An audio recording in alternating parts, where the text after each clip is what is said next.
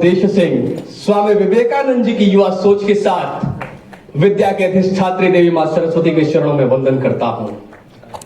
अन्य विश्वविद्यालयों से आए हमारे भाई, मेरे समक्ष उपस्थित निर्णायक मंडल और मेरे समक्ष उपस्थित युवा तरुणाई का हार्दिक स्वागत, अभिनंदन, वंदन करता हूं। बात करने चल रहा हूं राष्ट्रीय शिक्षा नीति 2020 के पक्ष में। हमारे साथी कोई शर्मा जी, कोई वर्मा जी, किसी ने बता दिया कि कृषि के लिए कुछ नहीं है, किसी ने बताया व्यवसायिक शिक्षा के लिए कुछ नहीं है। कुछ पंक्तियों के साथ अपनी बातें शुरू करूंगा कि चमन को सींचने में पत्तियां कुछ झड़ गई होंगी, वही इल्जाम हम पर लग रहा है व्यवसायी का, मगर कलियों को जिसने रौंद डाला अपने हाथों से, वही दावा किए अब फिर रहे हैं रहनुमाई का। राष्ट्रीय शिक्षा नीति, मैं सकारात्मकता के साथ चलने वाला व्यक्ति हूं, नकारात्मकता को ध्यान में रख करके नहीं चलूंगा। जिस प्रकार से एक मक्खी को घाव के सिवा कुछ भी नहीं दिखता, उसे पूरा बदन सुंदर नहीं दिखता, उसी प्रकार से हमारे नकारात्मक साथी किसी भी अच्छी चीज को 2 मिनट में नकारात्मक कर देते हैं। राष्ट्रीय शिक्षा नीति जो 1968 में आई, 1986 में आई है, वो भी बहुत कुछ समाहित किए हुए थी, विद्यार्थियों के अनुरूप थी। ऐसा नहीं था कि वह देश को तोड़ने का षड्यंत्र कर रही थी, लेकिन हर चीज के कुछ न कुछ सकारात्मक पहलू होते हैं, कुछ न कुछ नकारात्मक पहलू होते हैं। जिस प्रकार से बिना परिवर्तन के न समाज चल सकता है और न ही प्रकृति चल सकती है, क्योंकि परिवर्तन अवश्यंभावी है, उसी प्रकार से आज के समय में जो अनुरूप शिक्षा नीति है, वह राष्ट्रीय शिक्षा नीति 2020 अति आवश्यक है। वह किस प्रकार से? भाई हमारे कह रहे थे कि जब कोई छोड़ करके शिक्षा चला जाता है तो आकर के पढ़ाई कैसे करेगा। आपको चिंता इस वजह से है कि आपके दिमाग पर प्रेशर पड़ेगा, क्योंकि आप रटने वाली शिक्षा के पक्षधर हैं, और नई शिक्षा नीति जो राष्ट्रीय शिक्षा नीति 2020 है, वो समझने वाली शिक्षा की पक्षधर है, और जो चीजें समझ ली जाती हैं वह जीवन में कभी भूलती नहीं। रटने वाली शिक्षा तो भूल जाती है। जो 5+3+3+4 का एक कॉन्सेप्ट दिया गया, उस कॉन्सेप्ट के माध्यम से एक छोटा बालक हंसते खेलते कूदते सीख लेगा, नहीं तो उस झोले का बोझ जब उसके कंधे पर पड़ता है तो वह भी टूट जाता है। आप बात कर रहे थे कि छात्रों को संस्कारी चरित्रवान नहीं बनाया जा सकेगा।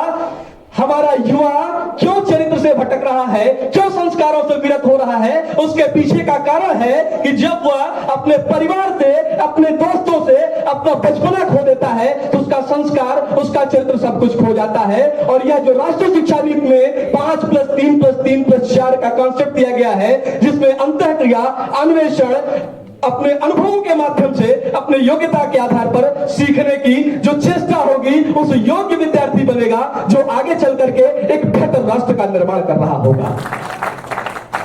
हमारे साथी ने कहा कि कृषि को लेकर के कुछ नहीं है। मैं बताना चाहता हूं कि अभी तक मैं मानता हूं कि 9% विश्वविद्यालय कृषि के हैं, लेकिन उसमें जो नामांकन की संख्या है, हम अपने आप को कृषि प्रधान देश कहते हैं ना, लेकिन मेरा मानना है कि हमारा देश कृषि प्रधान देश नहीं, यद्यपि कृषि उद्यमी प्रधान देश है। और राष्ट्रीय शिक्षा नीति में इस चीज का प्रावधान किया गया है कि कृषि से संबंधित जो विषय होंगे उनको उभार करके छात्रों को पढ़ने का मौका दिया जाएगा, जिससे नए नए अनुसंधान, नए नए शोध, नए नए तकनीकी के माध्यम से, वन ड्रॉप मोर क्रॉप के माध्यम से उस कृषि को बेहतर किया जा सकेगा, और कृषि के क्षेत्रों से नए नए उद्यम निकाले जाएंगे, और हम वैश्विक स्तर पर अपने कृषि को भी बेहतर कर सकेंगे।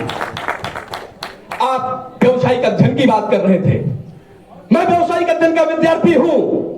जब कभी मन में विचार आते हैं तो एक छोटा सा युवा निकल करके करोड़ों की कंपनियां खड़ा कर देता है, स्वावलंबी हो जाता है। आज भारत आत्मनिर्भर भारत की बात कर रहा है, स्वावलंबी भारत की बात कर रहा है। नौकर बनने की परंपरा खत्म कैसे होगी? वह खत्म इस प्रकार से होगी जिसका प्रावधान राष्ट्रीय शिक्षा नीति में किया गया है। राष्ट्रीय शिक्षा नीति के माध्यम से प्रत्येक महाविद्यालयों, विश्वविद्यालय कैंपसों में इंक्यूबेशन सेंटर की स्थापना की जाएगी। कहते हैं ना कि हम युवा हैं, काल को भी काल से दिखते रहे हैं, देश का सौभाग्य अपने खून से लिखते रहे हैं। हम अगर जो ठान ले, युग को नई तस्वीर देंगे, गर्जना से दुश्मनों का हम कलेजा चीर देंगे, गर्जना से दुश्मनों का हम कलेजा चीर देंगे। हमारा दुश्मन कौन है?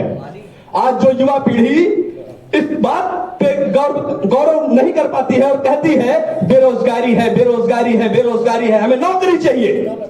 लेकिन उस बेरोजगारी के दुश्मन को हराने का सबसे अच्छा माध्यम कोई है तो वह है राष्ट्रीय शिक्षा नीति, जो इनक्यूबेशन सेंटर की स्थापना करने की बात कर रही है। वह कर रही है कि जब हमारे किसी भी छात्र के अंदर उसके मस्तिष्क में विचार आएगा तो हम उस विचार को मरने नहीं देंगे, हम उस विचार को पालेंगे, पोसेंगे और उसे एक नई दिशा देंगे। लेकिन अधिकतर छात्रों का विचार इसलिए मर जाता है क्योंकि उसके जेब में पैसे नहीं होते, मजबूरियां होती हैं, और उन मजबूरियों से निकालने के लिए, उन छात्रों के विचारों को पोषित करने के लिए इनक्यूबेशन सेंटर की स्थापना विश्वविद्यालय और महाविद्यालय कैंपसों में की जाएगी, जिसके माध्यम से उन विचारों को वित्त पोषित करते हुए नए नए आविष्कार, नई नई तकनीकी का जनक जो हमारा अतीत गौरव था, अतीत गौरव को उभारने का प्रयास करते हुए इस भारत को अतुल्य भारत और सशक्त भारत के रूप में हम खड़ा करेंगे, जिससे हमारे देश का युवा हर क्षेत्र में आत्मनिर्भर होगा, चाहे वह विज्ञान का क्षेत्र हो, चाहे वह शिक्षा का क्षेत्र हो, चाहे वह प्रौद्योगिकी का क्षेत्र हो, चाहे वह कला का क्षेत्र हो। बात करूंगा भाषा, कला और संस्कृति के संवर्धन की, जिसका उदाहरण राष्ट्रीय शिक्षा नीति में है। भाषाओं की भी बड़ी बातें हो गई। जब हम अपने आप को कहते हैं कि भारत विविधता का देश है, भारत अनेकता में एकता की बात करता है, हमारी कई भाषाएं, कई बोलियां हैं, हम अन्य भिन्न भिन्न जातियों में रहते हैं, भिन्न भिन्न मजहब है, लेकिन हम हिंदुस्तानी हैं। तो किस प्रकार से हम अपनी भाषा को मरने दे सकते हैं? जब आज 50 वर्षों में देखा जाए तो भी हमारी बहन कह रही थी कि 220 से अधिक भाषाएं अपना अस्तित्व खो रही है, और यूनेस्को का वह रिसर्च जो कहता है कि अभी हाल ही में 197 भाषाएं लुप्त प्राय हो गई और अन्य भाषाओं की भी स्थिति यही है, तो क्या भारत का वह प्राचीन गौरव वर्तमान में भी रहेगा? उसके लिए राष्ट्रीय शिक्षा नीति अति आवश्यक है कि हम अपने भाषाओं को संजोएंगे, हम अपनी संस्कृति को संजोएंगे, हम अपनी सभ्यता को संजोएंगे, हम अपने चरित्र को संजोएंगे, हम अपने इतिहास को पढ़ेंगे, हम अपने गौरव को देखेंगे, और हम इस भारतवर्ष को भारत का विश्व गुरु बनाने की तरफ अग्रसर होंगे। मल्टीपल एग्जिट मल्टीपल एंट्री की बात हो रही थी। जब कभी भी कोई समस्याएं आ जाती हैं, अभी उसका भी विरोध हमारे साथी कर ही रहे थे कि 1 साल में सर्टिफिकेट कोर्स, 2 साल में डिप्लोमा कोर्स होने से क्या होगा? साहब ये होगा कि जब एक विद्यार्थी का पिता कहीं से फीस काट करके, अपना पेट काट करके फीस भरता है और उसकी पढ़ाई पूरी नहीं हो पाती, तो पढ़ाई बीच में छूट जाती है। आज विद्यार्थियों के लिए वह साधन मुहैया है कि अगर 1 साल के बाद उसकी पढ़ाई छूट जाएगी तो उसके हाथों में कुछ तो आएगा, और जब उसके पास आर्थिक संपन्नता होगी तो अपनी पढ़ाई पूरी करेगा, और वह अपनी पढ़ाई को पूरी करने के साथ साथ कभी कभी कुछ मजबूरियां ऐसी आ जाती हैं, जिन मजबूरियों का सामना हर विद्यार्थी को करना पड़ता है, और उन मजबूरियों नौकरी कर सकता है, और जब उसकी इच्छा चाहे वह नौकरी छोड़ करके पढ़ाई कर सकता है।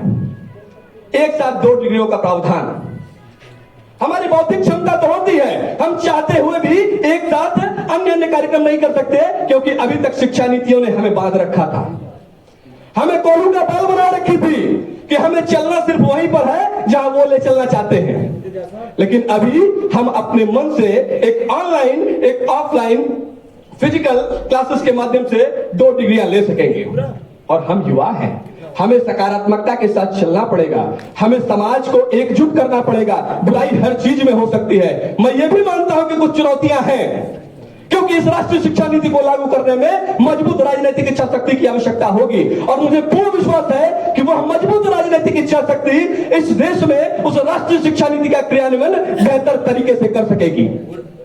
क्योंकि कहते हैं कि उगता है सूरज तो आकाश बदल जाता है, मन में दृढ़ संकल्प रहे विश्वास बदल जाता है, और जब जब युवा जाग कर लेता है अगड़ाई, सच कहता हूं तब तब ये इतिहास बदल जाता है, सच कहता हूं तब तब ये इतिहास बदल जाता है। तो राष्ट्रीय शिक्षा नीति इन युवाओं के लिए ही है, और हमें ही सकारात्मकता के साथ चलना पड़ेगा, क्योंकि यदि हम ही नकारात्मक हो जाएंगे तो इस देश का विकास कौन करेगा, इस समाज का विकास कौन करेगा।